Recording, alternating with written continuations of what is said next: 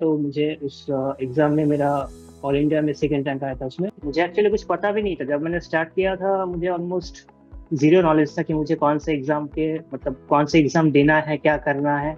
बहुत सारे प्लेटफ़ॉर्म से मॉक दिया हूँ, बट मैं हॉलीवुड का तो बहुत ज़्यादा फॉलो किया, टॉप 50 या अब 100 में पता नहीं। वहां भी टॉपर हो गया आप। बहुत खुश हुआ था फैमिली को जब बताया था, मम्मी को तो हम्म। बहुत खुश हो गया था, बहुत ज़्यादा। तो मैं बता नहीं सकता वेरी हूँ नाइस। ऐसे, मतलब बहुत ज़्यादा खुश। SSC CGL, government exams, opportunities, coaching, preparation, ये सारी चीजें जो है एक मिथ्या है, एक मिथक है कि ये सिर्फ और सिर्फ बड़े शहर टायर वन सिटीज के स्टूडेंट्स के लिए अवेलेबल है, उपलब्ध है। वही लोग जो है इसका बेनिफिट उठा करके इन्हीं जॉब्स में बार बार आगे आते हैं और एक अनड्यू एडवांटेज लेते हैं। मैं ये नहीं कह रहा हूं कि ये पूरी तरह से सत्य नहीं है, ना मैं इसे पूरी तरह से झुठला रहा हूं, बट इस भीड़ में कुछ ऐसे भी लोग निकल के आते हैं, उभर के आते हैं, जो छोटे शहरों से, गांव से, रूरल एरिया से, टायर टू सिटीज से, टायर थ्री सिटीज से आकर के अपनी प्रेपरेशन को बिना किसी गाइडेंस के, बिना किसी मतलब फॉर्मल प्रेपरेशन के अपने आप को जो है वो इस लेवल पे ले आते हैं कि एक नहीं, दो नहीं, आज मल्टीपल गवर्नमेंट एग्जाम्स को क्रैक करके एक ऑप्शन, एक चॉइस लेकर के अपने साथ हैं कि हाँ मुझे ये नौकरी करनी है, मैंने ये चुनी है नौकरी अपने लिए। सो ऐसे ही एक शख्सियत आज हमारे साथ हैं, मुर्शिदाबाद में एक छोटे से गांव वेस्ट बंगाल से हसन जी। तो हसन मुसब्बिर, आपका बहुत बहुत स्वागत है हॉलीवुड प्लेटफॉर्म पे। थैंक यू सो मच, आपने हमें अपना टाइम दिया। और जैसा कि मैं बता रहा हूँ स्टूडेंट्स को कि खास तौर पे ये इंटरव्यू, ये इंटरेक्शन आज ज्यादा इंटरेस्टिंग और ज्यादा अलग इसीलिए होने वाला है क्योंकि आज आप एक्चुअली मासेस से कनेक्ट करेंगे। ज्यादातर स्टूडेंट्स को लगता है, मन में एक फीलिंग है और ये डेटा भी बताता है कि अगर आप या प्रिपरेशन करना है, गवर्नमेंट सर्विस में जाना है, चलो जी बड़े शहर चले जाओ, वहां पे कोचिंग ले लो, वहां पे शिफ्ट हो जाओ, वहां पे रेंट भरो, वहां पे कब छोटे छोटे कमरों में रहो। लेकिन ऐसे भी लोग हैं जो अपने ही गांव से ऑनलाइन माध्यम से ग्राउंड जीरो से बिना कोई एक्सपोजर के तैयारी करके एग्जाम क्रैक करते हैं और आप उसका एक जीता जाता एग्जाम्पल है। तो आपकी पूरी कहानी जो है आज हम लोग सुनेंगे, जानेंगे। तो हसन, अपने बारे में कुछ बताइए और स्टार्ट कीजिए इस पूरी जर्नी को ताकि हम सब जो है इससे एनलाइटन हो सके। फर्स्ट ऑफ ऑल बहुत बहुत थैंक यू आपको कि मुझे यहाँ पे बोलने के मौका देने के लिए यहाँ पे। मेरा नाम है हसन मुसब्बिर, जो आपने बताया। मैं मुर्शिदाबाद से, एक गांव है दादपुर बोल के, तो मैं वहाँ से बिलोंग करता हूँ मैं। और मेरा कुछ ऐसा मतलब फिक्स प्लानिंग नहीं था कि मुझे एसएससी सीरियल का ही प्रिपरेशन लेना है। मुझे एक्चुअली कुछ पता भी नहीं था, जब मैंने स्टार्ट किया था मुझे ऑलमोस्ट जीरो नॉलेज था कि मुझे कौन से एग्जाम के मतलब कौन से एग्जाम देना है, क्या करना है। मतलब टाइम का फ्लो चलते चलते मुझे सडनली एसएससी के बारे में पता चला, फिर मैंने इसका प्रिपरेशन शुरू किया। पहले मैंने 2020 वाला जो सीजीएल था उसमें जूनियर अकाउंटेंट का जो पोस्ट है लेवल 5 का, तो उसमें मैंने पहले ज्वाइन किया हम्म। था। मतलब एसएससी का जर्नी में उससे पहले मैं दूसरे एक जगह काम करता था। तो उसके हम्म। बाद 2022 में डबल यू में मैं सिलेक्टेड था। हालांकि मैं उन्हें ज्वाइन नहीं किया था, मतलब हम्म। लोकेशन की वजह से और कुछ पर्सनल प्रॉब्लम भी था, तो उसकी वजह से मैंने ज्वाइन नहीं किया था वो वाला। फिर हम्म। फाइनली फिर 2025 में फिर ये वाला जो सीजीएल था, तो उसमें मुझे कस्टम इंस्पेक्टर का जो एग्जामिनर का पोस्ट है उसमें मेरा four G. Twenty nine rank आया है, तो उसमें मैं अभी सिलेक्टेड हूँ। नाइस। तो होपफुली कोलकाता हो जाना चाहिए एज पर रैंक। यही था वंडरफुल, इसमें मतलब बता। आपकी बातों से ये लग रहा है कि आपके लिए ऑब्वियसली जॉब तो जरूरी है ही, बट जॉब से ज्यादा होम पोस्टिंग जो है वो ज्यादा इंपॉर्टेंट है। उसके खैर खासा कई रीजंस होते हैं, लोग अपनी फैमिली को टाइम देना चाहते हैं, अपनी फैमिली को अपलिफ्ट करना चाहते हैं और उसके लिए उनका उनके पास रहना जरूरी है। तो कैसे प्रायोरिटी शिफ्ट करती हैं ये बहुत ही इंपॉर्टेंट चीज है जानने के लिए। बट हसन, इस बारे में बात करें इससे पहले आप मुझे बताइए, आपने जो है, बहुत लोग ये जानना चाहते हैं कि स्टूडेंट अक्सर गवर्नमेंट सर्विस का रुख क्यों और कब करता है। तो आप ट्वेल्थ में आपने जो स्कूलिंग वगैरह है वो कहाँ से की और किस स्ट्रीम से की थी आपने? मैंने यहीं से किया था, यहाँ पे एक कॉलेज स्कूल बोल के है, वहाँ से मेरा साइंस स्ट्रीम था 12th में। ओके। तो तो जब वहीं से मैं साइंस था। स्ट्रीम आपने परस्यू किया था उस समय कुछ था मन में कि मुझे गवर्नमेंट सर्विस में आगे जाना है, या फिर फैमिली में कोई ऐसा जो शायद सरकारी सर्विस में पहले काम कर चुका हो जो आपकी इंस्पिरेशन बने हो, ऐसा कोई है या फिर ऐसा कोई नहीं है? नहीं, ऐसा इमीडिएट कोई था नहीं कि इंस्पिरेशन की वजह से, और मेरा ऐसा कुछ प्लानिंग भी नहीं था। मतलब जब छोटा हम्म। था, मुझे एक्चुअली क्रिकेट खेलना बहुत पसंद है।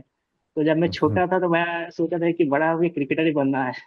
तो उसके अलावा ठीक है। उतना कुछ इसमें इंटरेस्ट भी नहीं था, और घर में नॉर्मली हम्म। जैसा रहता है डॉक्टर इंजीनियर ऐसे ही मतलब बोलते थे, हम्म। बट हम्म। वैसा कुछ क्लैरिटी नहीं था कि इसी फील्ड में जाना है।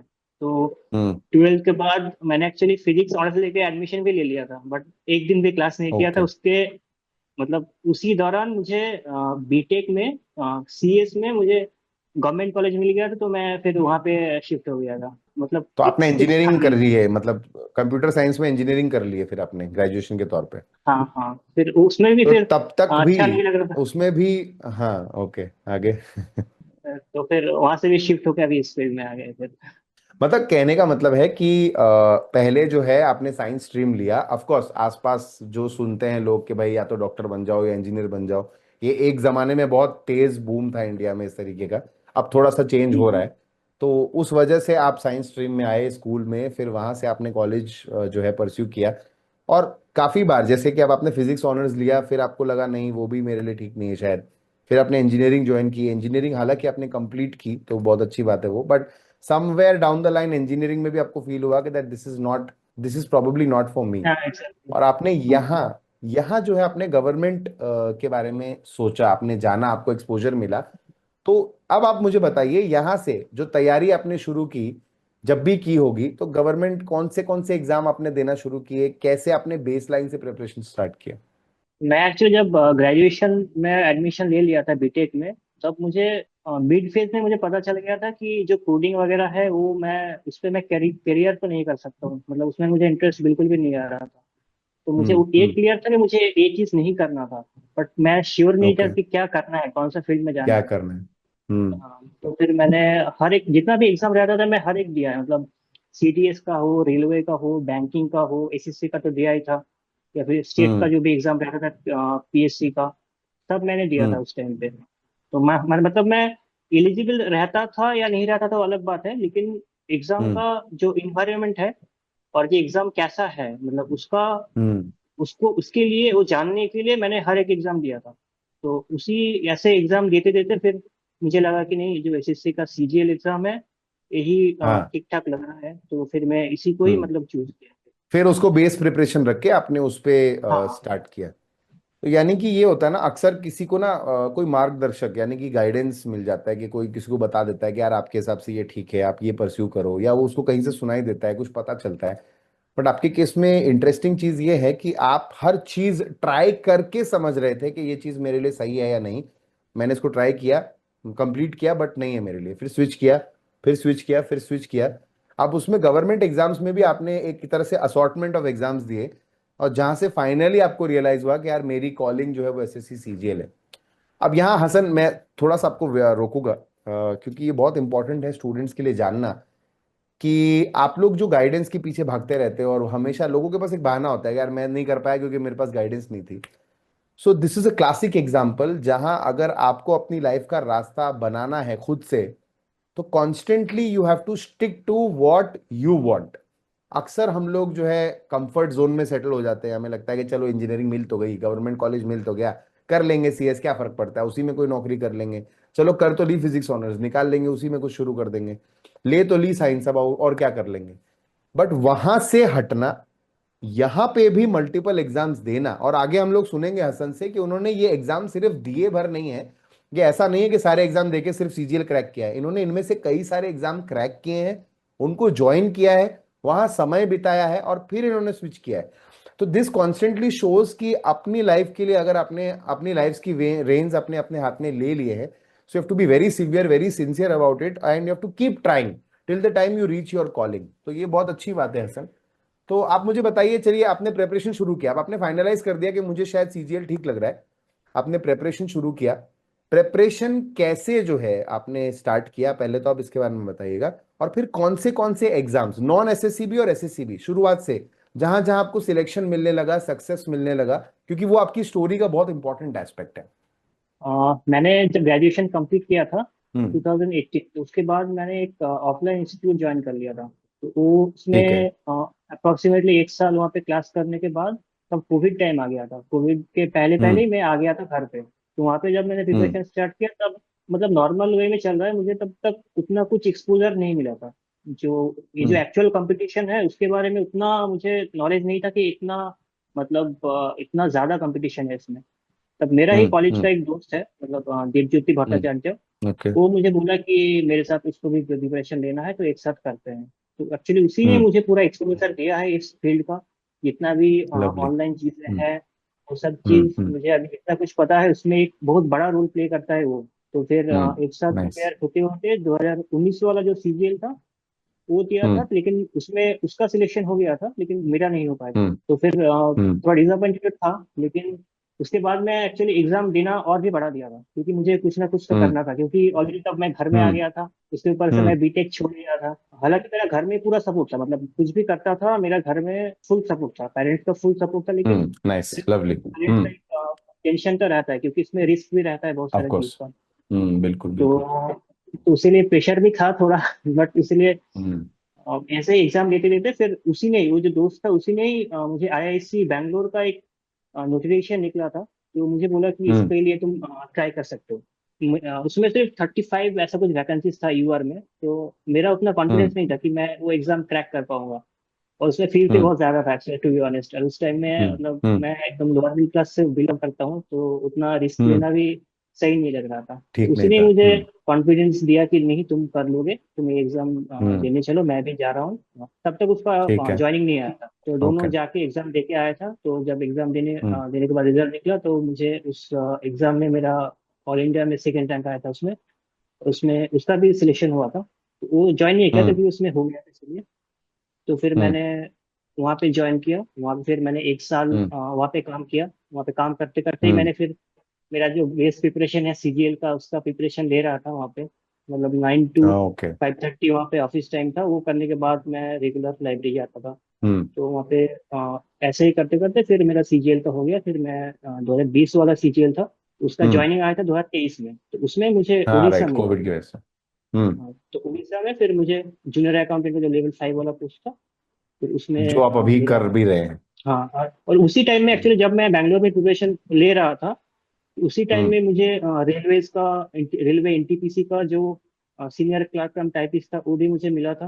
और ओ। स्टेट का भी कुछ पोस्ट था। इसमें एक ओके। स्टाफ ऑफिसर कम इंस्ट्रक्टर का एक पोस्ट आया था सिविल डिफेंस का, स्टेट का। हम्म। हम्म। इसमें भी मुझे हम्म। सिलेक्शन हुआ था। तो इसमें क्योंकि मुझे सीजीएल में जाना था, तो मैं इस सब में ज्वाइन नहीं किया था, तो उसी में ज्वाइन किया था। मतलब ये सब साइमल्टेनियसली चल रहा था, ये सब चीजें। हम्म। तो बट आई वहाँ थिंक पे जो। एग्जाम्स लगातार क्रैक होना शुरू हो गए थे, तो उससे भी ना कॉन्फिडेंस तो जरूर मिलता होगा कि यार हाँ अगर ये सारे एग्जैक्टली। एग्जाम्स में निकाल पा रहा हूँ तो मैं सीजीएल भी क्रैक कर तो लूंगा।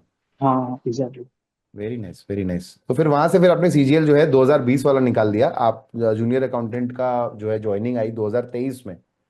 और हाँ उसके बाद आपको ऑब्वियसली इसमें इम्प्रूवमेंट लाना होगा, बट इसका फायदा ये था यहाँ पे कि आप बैंगलोर से हटके या और किसी जोन से हटके अब आप अपने घर के करीब आ रहे थे, तो उड़ीसा में हाँ आपने हाँ इसीलिए ज्वाइनिंग ली क्योंकि as far as I understand, जो आपने मुझे शेयर भी किया था मेरे साथ, कि जूनियर अकाउंटेंट की इस पोस्ट में ही ट्रांसफर अवेलेबल था होम स्टेट में। एग्जैक्टली यानी एग्जैक्टली आप एग्जैक्टली। उड़ीसा में कुछ टाइम बिताने के बाद आप अपने होम स्टेट में ट्रांसफर लेके जा सकते थे, तो वो हाँ एग्जैक्टली। प्रायोरिटी अभी भी चेंज नहीं हुई है। वो प्रायोरिटी अभी भी है कि I want a job and I want it in my home state. Very nice. फिर आपने 23 में एग्जाम दिया, दोबारा से 23 में दिया, 24 में दिया, उधर भी कुछ सिलेक्शंस आपको मिले। अगेन वो होम स्टेट के रीजन से आपने उनको ज्वाइन नहीं किया। एक्चुअली 2022 में भी डब्ल्यू हो गया था, लेकिन उसमें मुझे भुवनेश्वर ही 2022 में, मिला था। करेक्ट। राइट उसमें राइट मुझे राइट राइट राइट। भुवनेश्वर ही हुआ था। मतलब वो हाँ। उड़ीसा में ही था, मैं कटक में था, और हम्म। भुवनेश्वर में हुआ था हम्म। डब्ल्यू। लेकिन उसमें मैं इसीलिए ज्वाइन नहीं किया, एक तो मेरा मतलब जो पर्सनल सिचुएशन है पर्सनल, तो उसमें कुछ चीज था। और एक अच्छा। मेन जो चीज है वो लोकेशन का, उसमें ट्रांसफर नहीं था और इसमें ट्रांसफर था, यही मेन नहीं चीज था। था। हम्म। और इसी हम्म। वजह से मैंने उसमें भी ज्वाइन नहीं किया उसमें। और मेरा मतलब एक्चुअली एएओ जो बैकग्राउंड है प्रोसेस। सीजीएल का टॉप पोस्ट है एक तरह से, है ना, एसएससी सीजीएल का। लेकिन मतलब मैं आई रिस्पेक्ट यू, क्योंकि जो है कई लोग जो है डिविएट हो जाते हैं, उनको लगता है चल छोड़ ना यार, होम पोस्ट में नहीं रहेंगे क्या फर्क पड़ता है। बट आई थिंक आपके लिए वहां रहना शायद इतना जरूरी है कि परक्विजिट्स वगैरह साइड में रहे तो भी कोई बात नहीं, जॉब जैसी भी है मिनिमम भी सही, बट घर के पास रहना आवश्यक है, तो इसलिए एएओ भी आपने गिव अप कर लिया। हसन, मुझे यहाँ पे एएओ के बारे में थोड़ी आपसे बातचीत करनी है। क्योंकि अब आप एएओ में सिलेक्टेड थे 2022 में, तो उसके बारे में स्टूडेंट्स को अक्सर जो है एक कंफ्यूजन है कि हम कॉमर्स बैकग्राउंड से ही होना चाहिए या फिर कोई पर्टिकुलर डिग्री मिनिमम रिक्वायरमेंट होनी चाहिए। तो ऐसा तो आई थिंक नहीं है, क्योंकि आप इंजीनियरिंग बैकग्राउंड से आ नहीं। रहे हो, साइंस बैकग्राउंड से आ रहे हो, और आपने एएओ की प्रिपरेशन करके जो है एग्जाम भी निकाला है। तो इसके बारे में थोड़ा बताइएगा आप। जनरल स्ट्रैटेजी और प्रिपरेशन के बारे में मैं आपसे बात करूंगा, या फिर आप जनरल स्ट्रैटेजी के साथ साथ एईओ की प्रिपरेशन के बारे में भी हमें बता सकते हैं कि आपने पहले तो कैसे कैसे सारे सब्जेक्ट्स प्रिपेयर किए, और एईओ के लिए अलग से कैसे प्रिपेयर किया, उस जो एक एक्स्ट्रा पेपर होता है अकाउंट्स, फाइनेंस और इकोनॉमिक्स का, उसके लिए कैसे आपने मैनेज किया, क्योंकि आपका बैकग्राउंड तो वैसा था नहीं। तो वो मैनेज हो जाता है एक एक नॉन कॉमर्स स्टूडेंट से भी। और आगे एएओ फील्ड में जब आप सिलेक्ट हुए, तो वहां पे कितना रोल प्ले करता है एक particular degree. I ask him again again, मतलब मैं ब्रेक कर दूंगा इसको। फिलहाल आप इससे आप मुझे बताना शुरू कर सकते हैं प्रिपरेशन पैटर्न्स। प्रिपरेशन मेरा, मैं तो पहले बोला कि मैंने पहले वो ऑफलाइन इंस्टीट्यूट ज्वाइन किया था, तो वहाँ पे जी बेसिक जी। जो चीज़ें था उसमें थोड़ा बहुत हो गया था उसमें। फिर मैं डन। जब यहाँ पे आ गया था घर पे, तब मेरा मेन जो हम्म प्रिपरेशन था देवज्योति के साथ, वो मॉक बेस्ड था। मतलब ऐसा था कि दिन में हम्म। 2 3 4 ऐसे मॉक्स लगा देते थे, और उसी को ही ओके। एनालिसिस करते थे। तो मेरा मतलब उस एनालाइज टाइम करते पे थे। मेरा मेन मोटो यही था कि मॉक में जितना गलती हो रहा है वो गलती मुझे दोबारा नहीं होना चाहिए। मतलब ये मेरा हम्म एकदम हम्म फिक्स्ड, एकदम स्ट्रिक्ट था एकदम प्लान। क्योंकि आप हम्म इतना हम्म दोबारा एफर्ट नहीं कर सकते आप इतना हम्म टफ प्रिपरेशन में। तो आपका लर्निंग भी वहाँ हम्म पे बहुत ज़्यादा हैम्पर होता है। तो हम्म ऐसे ही करते करते मॉक देता गया, एनालिसिस करते गया, दिन में 3 4, मतलब हम्म ऐसा था कि वो तब विप्रो में जॉब जॉब करता था। तो मेरा प्रिपरेशन पहले बहुत स्लो था, लेकिन मैं जब देख हम्म रहा था कि विप्रो में जॉब करते हुए भी वो मेरे से ज़्यादा मॉक लगा रहा है दिन में, तब मुझे हम्म समझ आया कि नहीं, ये सब पूरा एक्सक्यूजेज है। मैं घर में हम्म बैठा हूँ, इससे तो ज्यादा कर ही सकता हूँ, मतलब एफर्ट एफर्ट तो लगा ही हम्म सकता हूँ। तो फिर ऐसे हम्म करते करते मॉक बेस्ड प्रिपरेशन होते होते, मतलब ऐसे ही था, मतलब फुल्ली मॉक बेस्ड था। और कुछ भी हम्म इतना दिक्कत था कुछ भी सब्जेक्ट का, वो मैंने यूट्यूब से ही देख लिया था। तो ऐसे ही हम्म। था मेरी प्रिपरेशन, मतलब ऐसे ही बेस्ड मतलब हुआ। जो बेसिक प्रिपरेशन आपकी उस ऑफलाइन सेंटर पे हो गई, और उसके बाद आपने जब यहाँ आप अपने घर आ गए, तो मॉक्स जो था वो आपका मेन सेट ऑफ प्रिपरेशन रहा, जहाँ आपने बार बार प्रैक्टिस की प्रैक्टिस की प्रैक्टिस की, और जो गलतियां हुई वो आपने यूट्यूब से या जहाँ भी आपको रिक्वायर्ड था वहां से आपने हेल्प लेके उसको सुधारा। फिर से आप मॉक्स कंसिस्टेंटली देने लग गए। तो ये बहुत अच्छी चीज है। इसमें एक और बेनिफिट ये निकल के आ रहा है कि कंपेनियनशिप को, यानी कि कोई साथ में पढ़ रहा है आपके, तैयारी कर रहा है, उसको पॉजिटिवली कैसे यूज करना है, पॉजिटिवली मोटिवेट कैसे होना है। बहुत लोग इसमें भी बहुत नेगेटिव हो जाते हैं, अपनी फीलिंग्स को बीच में ले आते हैं, ईर्ष्यालु महसूस करते हैं, बट ऐसा आपके साथ नहीं हुआ। आप आज भी उस फ्रेंड के लिए थैंकफुल भी हैं, और वो फ्रेंड भी बड़ा अच्छा है जिसने आपको अच्छी गाइडेंस भी दी, खुद भी सिलेक्शन लिया, आपको भी पुश किया towards betterment. So that is a good thing. तो हसन, आपने बताया कि मॉक्स से आपको जो है काफी सहायता मिली, आपका मेजर प्रिपरेशन जो था वो मॉक्स पे आधारित था। तो इस पे थोड़ी सी रोशनी डालिए, मॉक्स ने कैसे जो है आपकी प्रिपरेशन को इजी बनाया, कैसे बेटर बनाया। बहुत सारे प्लेटफॉर्म से मॉक दिया हूँ, बट मैं ऑलिव बोर्ड का तो बहुत ज़्यादा फॉलो किया हूँ। और भी 1 2 प्लेटफॉर्म है। हम्म जब एसएससी ट्यूब पहले था, एसएससी ट्यूब में लाइव मॉक्स चलता था, उसके बाद वही मॉक हॉलीवुड में शिफ्ट हो गया। तो मैं उसी टाइम हम्म से, मतलब एकदम जो इनिशियल टाइम है जब हॉलीवुड में लाइव मॉक कॉन्डक्ट करना शुरू किया है ऑल इंडिया, तो मैं उसी टाइम से ऑलमोस्ट मैंने हर वीकेंड में हॉलीवुड का मॉक दिया हूँ मैंने। और हॉलीवुड का मॉक्स का एक चीज अच्छा है कि उसका जो क्वेश्चंस रहता है वो रिसेंट क्वेश्चन, रिसेंट जो पेपर्स रहता है उसका रहता है, और सोल्यूशन भी काफी अच्छा रहता है। तो काफी, मतलब ज्यादा इन्वॉल्व था मैं हॉलीवुड से, एक चीज मैं बोल सकता हूँ। मतलब ऐसे नहीं, इसलिए नहीं बोल रहा हूँ कि मैं यहाँ पे वीडियो बना रहा हूँ इसलिए, मतलब video thank you shoot thank you. हो रहा है इसलिए, बट ये जेन्युइन फीडबैक है मेरा कि बहुत ही ज्यादा हेल्पफुल रहा उसका। मैंने पेड कोर्स भी लिया था, सॉरी पेड जो मॉक टेस्ट रहता है वो भी लिया था। तो वहाँ पे भी बहुत ज्यादा हम्म। मॉक लिया था। मतलब आप हम्म। अगर इंडिया का, आप अगर गिनोगे कि किन किन्हों ने ज्यादा मॉक्स दिया है हॉलीवुड का, तो मैं शायद, आपका आप लोग का रिकॉर्ड्स रहेगा तो मेरा शायद नाम रहेगा कि टॉप 50 या अब 100 में, पता नहीं। वहां भी टॉपर हो गया आप। तो रहना चाहिए आई थिंक मेरे हिसाब से, क्योंकि बहुत नाइस लंबा टाइम से मैं हूँ नाइस। यहाँ पे हॉलीवुड में। That is too good Hasan, I thank think. पूरी thank you so much from, I will take this opportunity पूरी टीम की तरफ से। थैंक यू सो मच, क्योंकि ये टीम एफर्ट है, बहुत लोग इसके पीछे हैं, मेहनत करते हैं, कंटेंट टीम है, क्वेश्चन फॉर्मिंग टीम है, टाइपिंग टीम है, अपलोडिंग टीम है। तो बहुत सारे लोग इसके पीछे हैं, और ये सब का हिडन मकसद आखिरकार वही है कि स्टूडेंट को बेनिफिट मिलना चाहिए, and if that is happening, उससे बेटर हमारे लिए भी कुछ नहीं है। So thank you so much. तो हसन, एएओ के बारे में अब आप मुझे स्पेसिफिकली बताइएगा कि एएओ की तैयारी जो है वो कैसे, जो जो एक्स्ट्रा सब्जेक्ट हुआ उसको कैसे टैकल किया आपने। देखिए एओ में सिर्फ जो डिफरेंस है उसमें सिर्फ एक एक्स्ट्रा पेपर रहता है। तो उसमें करेक्ट। 100 क्वेश्चन रहता है, 40 मार्क्स रहता है इकोनॉमिक्स वाला पार्ट, और 60 मार्क्स जो हम्म रहता है वो आपका फाइनेंस एंड अकाउंटिंग का था, जो चीज नया हम्म रहता है एक्चुअली। मतलब उसी को हम्म ही आपको पढ़ना रहता है, क्योंकि मतलब ये चीज मैं राइट। इसलिए बोल रहा हूँ क्योंकि 40 क्वेश्चन जो रहता है वो उसके लिए आप प्रिपेयर करोगे पहले से, तो फिर हम्म आपका जो टायर 1 है उसके लिए भी प्रिपरेशन हो जाएगा, क्योंकि वहां पे भी इकोनॉमिक्स रहता है। इकोनॉमिक्स उधर टायर 2 भी में होता भी है, राइट। वेटेज करेक्ट, रहता है। जीके सेक्शन में आता है। डब्ल्यू का तो ऐसे ही हो जाएगा। तो हम्म इकोनॉमिक्स वाला पार्ट आप पहले से थोड़ा स्ट्रॉन्ग कर लोगे तो फिर मतलब हम्म ये काफी ज्यादा हेल्पफुल रह जाएगा डब्ल्यू पेपर के लिए। हम्म और हम्म फाइनेंस एंड अकाउंटिंग का मैं बोलूंगा कि आप उसको, जो रिजल्ट निकलता है उसको उसके बाद अगर प्रिपेयर करोगे तब भी चल जाएगा। मतलब एक्चुअली जो सीन ऐसा ओके। रहता है कि जो रिजल्ट निकलता है प्रीलिम्स का, उसके बाद हम्म आपको अप्रोक्सीमेटली 1 महीने का टाइम मिलता है, उससे भी कम ही मिलता है। हम्म 2022 में हम्म शायद 3 वीक्स का मिला था टाइम।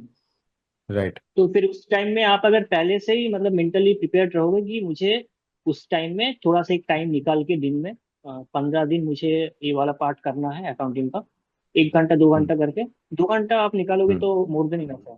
तो ऐसे ओके। करोगे तो मुझे लगता है इजीली हो जाएगा। मैं ऐसे ऐसे ही मैंने प्रिपरेशन लिया था, मुझे 147.5 ऐसा कुछ मार्क्स आया था। तो हो हम्म जाता है इजीली, मतलब आप अगर मैनेज करोगे क्लैरिटी के साथ तो फिर हो जाएगा।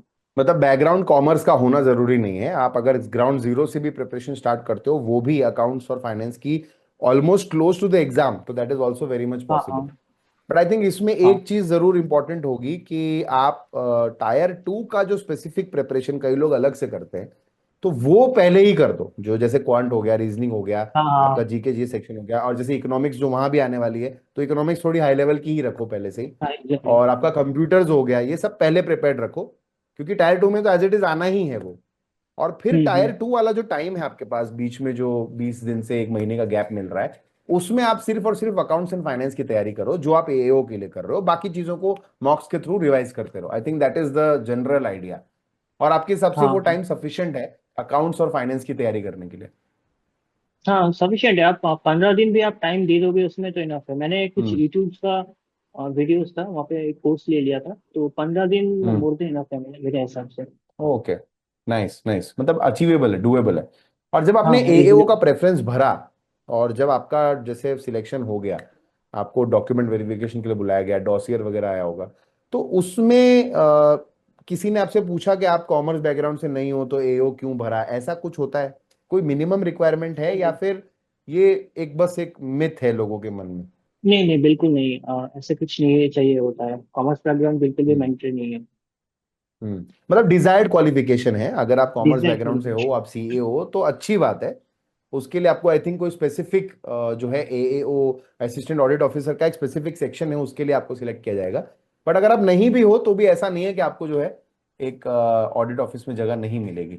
तो आपका एएओ में किस फील्ड में आगे सिलेक्शन हुआ था? मुझे सिविल में हुआ था। सिविल में। मेजरली नॉन कॉमर्स बैकग्राउंड वालों का सिविल में ज्यादातर होता है।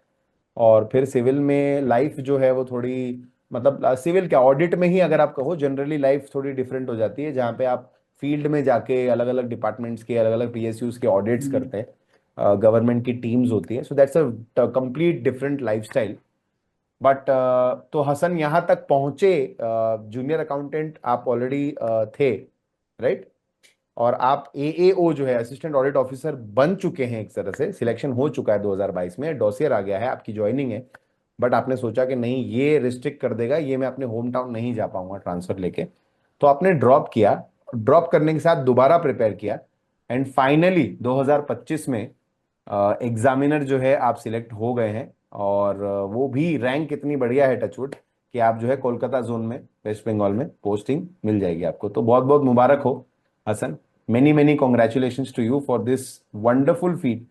And the positive thing is here, consistency जो है वो बहुत जरूरी है, और अपने आप पे विश्वास जो है, आई थिंक यही हम इससे सीख सकते हैं, कि वो बहुत जरूरी होता है। कि आपको एक गोल है, आपने सेट कर दिया है कि यार मुझे ये अचीव करना है, इसका ये तरीका होगा, and I keep working on it. Obviously पहली रात में सक्सेस नहीं मिलेगी, हो सकता है एक साल में भी ना मिले, बट कंसिस्टेंटली अगर आप एफर्ट्स डालते रहोगे, और वो मैनिफेस्टेड रहेगी आपकी चीज, तो there is definitely a possibility जहां पे आप उसको हासिल कर सकते हो। दूसरी चीज, डिविएशन बिल्कुल भी जीरो। मतलब अगर मुझे ये चाहिए तो फिर यही चाहिए, I will not settle for this. तो आई थिंक हसन का भी यही मोटो रहा है कि मुझे जॉब चाहिए गवर्नमेंट, और होम टाउन में ही चाहिए। फिर अगर आप मुझे ज्यादा पैसा कहीं और दे रहे हो, I don't mind, I don't care, I don't want that. मुझे जो है यहीं आना है, that is my priority, and that is what has been rewarded today. I think your hard work has been rewarded. ज्यादा सो ज्यादा पैसा रहा, मतलब जरूरत पड़ता पड़ता तो फिर मैं प्राइवेट में ही बीटेक कर लेता हूँ, वहां पे एक्चुअली ज्यादा पैसा रहता है। हाँ, करेक्ट, करेक्ट, करेक्ट। हाँ, मतलब उसी समय आप जॉब कर लेते, बीटेक से ही कुछ ना कुछ आपको हाँ अच्छा मिल गया होता। गवर्नमेंट कॉलेज में सीएस में बीटेक करना इज गुड, कोई ना कोई अच्छी अपॉर्चुनिटी आपके हाथ में जरूर आई होती। बट उस सब को छोड़ के यहाँ अपना रास्ता बनाना इज बहुत डिफिकल्ट है, बहुत मेहनत लगती है। तो that's a very good thing. Hasan, आप मुझे बस जनरली कुछ चीजें मैं आपसे और पूछना चाहता हूँ, यहाँ पे ज्यादा नहीं लूंगा आपका टाइम अब मैं। नहीं एक तो ठीक है। आप ये बताइए कि कोई ऐसा, जब आपने प्रिपेयर किया और अपने आपको इतने सारे गवर्नमेंट एग्जाम्स का एक्सपोजर है, तो कोई ऐसी एक ट्रिक जो हर जगह आपको लग रहा है कि यार ये लग जा रही है, मेरे ऑप्शंस पे फोकस रखने से ज्यादा जल्दी आंसर आ रहा है, या फिर मेरा प्रेपरेशन अगर मैं इस तरह रखता हूँ, एक बेस प्रेपरेशन, और हर एग्जाम के लिए मैं थोड़ा थोड़ा मॉडिफाई करता रहता हूँ, ट्वीक करता रहता हूँ, तो वो मेरी हेल्प करता है। ऐसा कोई एक स्ट्रैटेजी या फिर कोई एक ट्रिक कि यार ये ट्रिक मेरे साथ हमेशा रही, इसने मुझे हेल्प किया है हर सब्जेक्ट में, तो ऐसा कुछ है जो आप बता सकते हो, जो आप शेयर कर सकते हो स्टूडेंट्स के साथ? हाँ देखिए, हर एक एग्जाम का अलग स्ट्रैटेजी रहता है। तो कुछ जी। कुछ चीज मेरा अलग अलग एग्जाम का अलग अलग स्टैंडर्ड के हिसाब से मैंने कुछ सेट कर लिया था। अगर मान लीजिए एक इजी हम्म। पेपर है तो उसमें आपको हम्म। सिली मिस्टेक्स बिल्कुल भी नहीं करना है वहाँ पे। तो उसको हम्म। अवॉइड करने के लिए नॉर्मली होता है क्या, लास्ट लाइन में बहुत टाइम होता है क्या कि उसमें नॉर्मल आंसर की जगह वहाँ पे मान लीजिए कि वहाँ पे वैल्यू ऑफ एक्स की जगह एक्स स्क्वायर पूछ लिया। तो इस टाइप का जो हम्म। सिली मिस्टेक्स है वो तभी अवॉइड किया जा सकता है जब आप जो लास्ट लाइन है क्वेश्चन का उसमें आप थोड़ा एक्स्ट्रा टाइम दोगे तब। तो एक चीज रहा हम्म। कि अगर इजी क्वेश्चन रहेगा तो फोकस और भी ज्यादा करना पड़ेगा, क्योंकि वहाँ पे जो हम्म। कंपटीशन है वो और भी हाई हो जाता है। वहाँ पे डिफरेंशिएट करेक्ट। करना मेरिट में डिफिकल्ट हो जाता है फिर, क्योंकि लेवल इजी हो जाता है। तो इजी जो पैटर्न रहता है उसमें एक चीज रहता है मेरा। और हम्म। ऑप्शन एलिमिनेशन का जो आप बोल रहे थे, वहाँ पे मुझे लगता है कि हम्म। थोड़ा रिस्क लेना पड़ता है वहाँ पे, हम्म। क्योंकि हम्म। प्रिपरेशन का मतलब कंपटीशन लेवल इतना हाई है, आप रिस्क नहीं लोगे तो कोई हम्म। और ले लेगा। तो आपको रिस्क राइट। लेके कैसे टैकल करना है वो चीज़ भी पता रहना चाहिए हम्म। कि मैं यहाँ पे 5 क्वेश्चन हम्म। में रिस्क ले रहा हूँ, मेरा यहाँ पे मतलब आपके एक्सपीरियंस के साथ समझ आ जाएगा कि यहाँ पे मेरा 3 और 4 यहाँ पे मेरा सही होगा। वो आई आपको एग्री, आई बहुत। एग्री। ये चीज बहुत इंपॉर्टेंट है कि जो शुरू कर रहा है उसको थोड़ा डिफिकल्ट लगता है रिस्क लेना, घबराहट होती है, क्योंकि बहुत कुछ टेक पे है, बहुत प्रेशर भी है। बट जब आपको एक्सपीरियंस हो जाता है, जब आप मल्टीपल एग्जाम्स दे चुके हो, आपने कई बार एग्जाम्स निकाल भी लिए, क्रैक भी करना शुरू कर दिया है, तो एक कॉन्फिडेंस भी आता है कि हाँ, मुझे रिस्क लेने का एक तरीका मोटा मोटी समझ आ गया है। इसी को हम लोग एडुकेटेड रिस्क बोलते हैं, या एडुकेटेड गेस हाँ बोलते हैं। कैलकुलेट तो हाँ हमेशा नहीं कैलकुलेटेड करना है, रिस्क। और ज्यादा, अग्रीड, ज्यादा नहीं करना है, बट एक सर्टन थ्रेशोल्ड से ऊपर करना पड़ेगा। That is what is going to push you ahead, right? And silly mistake की जहां तक बात है, एक चीज मेरे मन में आई थी, so I would just like to add here. मैंने मोस्टली ये देखा है कि जब कोई क्वेश्चन बच्चा अटेम्प्ट करता है, तो वो दो चीजों की का सहारा लेता है। या तो वो आराम से जाएगा, पूरा रीड करेगा, पूरा समझेगा, सॉल्व करेगा, जिससे उसकी एक्यूरेसी हाई हो जाएगी, स्पीड खत्म हो जाएगी। या फिर उसको इतनी एक्सटेंसिव प्रैक्टिस हो जाएगी कि वो क्वेश्चन को मसल मेमोरी के दम पे सॉल्व करेगा। मतलब वो क्वेश्चन देखेगा, उसका हाथ अपने आप चलने लग जाएगा, अपने आप आंसर जनरेट होगा, टिक मार के आगे चला जाएगा। बच्चों की प्रॉब्लम क्या है कि या तो वो इस श्रेणी में रह जाते हैं जहां वो दिमाग लगा के रीड करके सॉल्व करते हैं, एक्यूरेसी बढ़ाते हैं, या फिर वो प्योर मसल मेमोरी पे क्वेश्चन सॉल्व करते हैं, जहां पे वो सिर्फ स्पीड के आधार पे काम कर रहे हैं। तो इसी का तालमेल जरूरी है। मसल मेमोरी इंपॉर्टेंट है, एग्जैक्टली। बट जैसा कि आपने कहा कि क्वेश्चन के एंड में कई बार ऐसा कुछ लिखा होता है जो आप मिस कर जाते हो, क्योंकि आप मसल मेमोरी पे क्वेश्चन सॉल्व कर रहे हो। तो वो भी इंपॉर्टेंट है, वो भी इंपॉर्टेंट है। आप पहले क्वेश्चन को पढ़ते समय दिमाग खुला रखो, सॉल्व करते हुए मसल मेमोरी का यूज करो। तो ये तालमेल अगर किसी ने बिठा लिया, तो आई थिंक मैक्सिमाइज कर सकता है वो स्टूडेंट इस यूनिट को। और हसन, एक चीज आपसे और पूछूंगा कि अभी तक तो आपने काफी सारे एग्जाम दिए, एसएससी के ही काफी एग्जाम दे दिए, बट इस साल से सेक्शनल टाइमर जो है वो एसएससी में इंट्रोड्यूस हो गया। हालांकि आपने मुझे बताया था कि आपने बैंकिंग का भी एग्जाम दे रखा है, तो आपको उसका फेयर एक्सपोजर तो है सेक्शनल टाइमर का। बट हाँ हाँ। एसएससी में इसका अगर अगर यूटिलाइजेशन होता है, तो कोई स्टूडेंट पैनिक किए बिना इसको कैसे बेटर कर सकता है? सेक्शनल टाइमर के लिए कैसे प्रिपेयर किया जा सकता है? देखिए, आप अगर मेरे हिसाब से आप अगर पहले से ही मॉक्स बहुत सारा दे रहे हो तो एग्जाम हॉल में हम्म। आपका अगर डिफिकल्टीज हो रहा है तो आपको सबसे हम्म। पहले समझना है कि अगर मुझे डिफिकल्ट लग रहा है ये क्वेश्चन तो ये सबके लिए डिफिकल्ट है। तो इतना कॉन्फिडेंस होना ओके। चाहिए, तो उसमें आप राइट। पैनिक करोगे, पैनिक नहीं करना है उस टाइम में। और अगर इजी है उसमें भी ऐसा नहीं है कि इजी है तो सबके लिए इजी है, तो उसमें भी आपको अलर्ट रहना हम्म। है। तो दोनों ही हम्म। केस में आपको मतलब खुद के ऊपर एक क्लैरिटी, एक कॉन्फिडेंस रख के और आप अगर एग्जाम दोगे, मतलब मॉक की प्रिपरेशन के ऊपर बेस करके, ऐसा नहीं कि आप मॉक कुछ नहीं लगा एग्जाम में जाके ऐसा सोच रहे हो, ऐसा बिल्कुल नहीं। आप अगर हार्ड वर्क के ऊपर बेस करके आपका ऊपर कॉन्फिडेंस है तो आप मुझे लगता है कि इजीली हो जाएगा जो भी टाइमर है। मतलब टाइमर का एक ये है ना कि आप सब लोग सबको अब एक ही लाइन में डाल दिया है सबने, मतलब अब सबके लिए हाँ स्टार्टिंग लाइन एग्जैक्टली। सेम है। मतलब अगर आप पहले से भी प्रिपेयर कर रहे हो या नए भी हो, फर्क ज्यादा कुछ नहीं है, कंटेंट का डिफरेंस हो सकता है, बट पेपर का फॉर्मेट सबके लिए अब मतलब एक तरह से ऐसा हो गया है कि सबके लिए ये चीज नहीं है। तो सेक्शनल टाइमर सबको ही हाँ अगर झटका देगा तो देगा, और फायदा यहाँ पे देगा और तो एक ऑलमोस्ट चीज है। सबको देगा। हम्म। यहाँ पे और एक चीज है कि यहाँ पे और एक चीज होगा कि यहाँ पे अगर पेपर टफ आता है ऐसा करके, अगर पेपर टफ बनाया जाता है तो एक्चुअली वो हम्म। एडवांटेज है। मतलब जो लोग प्रिपरेशन ले रहे हैं उनके लिए तो हम्म। इजी रह होना चाहिए, क्योंकि जो लोग प्रिपरेशन नहीं हम्म। ले रहे हैं उनके लिए टफ आएगा तो वो लोग ऑलरेडी रेस से बाहर हो जाएगा। तो आप ऐसे इस करेक्ट चीज करेक्ट को करेक्ट। पॉजिटिव वे में सोच सकते हो इस चीज को। मतलब जो भी चेंजेस हैं वो बेनिफिट और बेटरमेंट के लिए ही है, तो उसको कैसे ढालना बेटरमेंट है है। बस ये आपको प्रैक्टिस से ही जो है समझ में आएगा। हसन, पूरी डिस्कशन में almost we are going to end it now. पूरी डिस्कशन में एक चीज जो निकल के आई, जो मैंने बार बार बोली भी, कि आपके लिए होम पोस्टिंग जो है वो काफी इंपॉर्टेंट रही है, काफी मायने रखती है, घर पे घर वालों के पास रहना। तो मैं एक चीज जानना चाहता हूँ, मैं सबसे नहीं पूछता हूँ अक्सर आजकल, पहले मैं पूछता था, बट मैं कुछ कुछ स्टूडेंट से जानना चाहता हूँ, because that really excites the students also, and सबके लिए ये एक भाव है मन में कि जब आपका रिजल्ट आया होगा, पहली बार आया होगा कि हाँ मेरा सिलेक्शन किसी एग्जाम में हो गया है और मुझे जॉब मिल गई है, I start earning government service में, एंड आगे भी जो अब आपका रिसेंट एग्जाम का रिजल्ट आया है, तो आपकी फैमिली का कैसा रिएक्शन होता है जब आप उनसे शेयर करते हो, और वो देख के आपको क्या फील होता है? ना obviously you feel proud, but एक अलग टाइप की आई थिंक खुशी महसूस होती है कि हाँ यार मेरे पेरेंट्स जो हैं, I could make them happy, I could make them feel proud of me, तो वो एक एक सेटिस्फेक्शन की फीलिंग आती है, ऐसा कुछ? बहुत ज्यादा सेटिस्फेक्शन का मतलब सेटिस्फेक्शन रहता है ऐसे। मतलब आप कुछ हम्म। कोई भी चीज पे आप अगर पूरा मेहनत लगा देते हो और वहाँ पे रिस्क भी इन्वॉल्व रहता है, तो उसके बाद मुझे हम्म। जब आईआईएससी बैंगलोर का सिलेक्शन मिला था तो मतलब एकदम बहुत खुशी हुआ था। फैमिली को जब बताया था, मम्मी को, हम्म। तो बहुत खुश हो गया था बहुत ज्यादा। तो मैं बता नहीं सकता वेरी हूँ नाइस। ऐसे, मतलब बहुत ज्यादा खुश था। हाँ, I can understand, I can understand. Lovely lovely Hasan, it has been wonderful talking to you, thank you so much अपना टाइम हमें देने के लिए, और अपनी इस जर्नी को हमारे साथ शेयर करने के लिए, बांटने के लिए, जहाँ पे स्टूडेंट्स को सीखने के लिए बहुत कुछ है।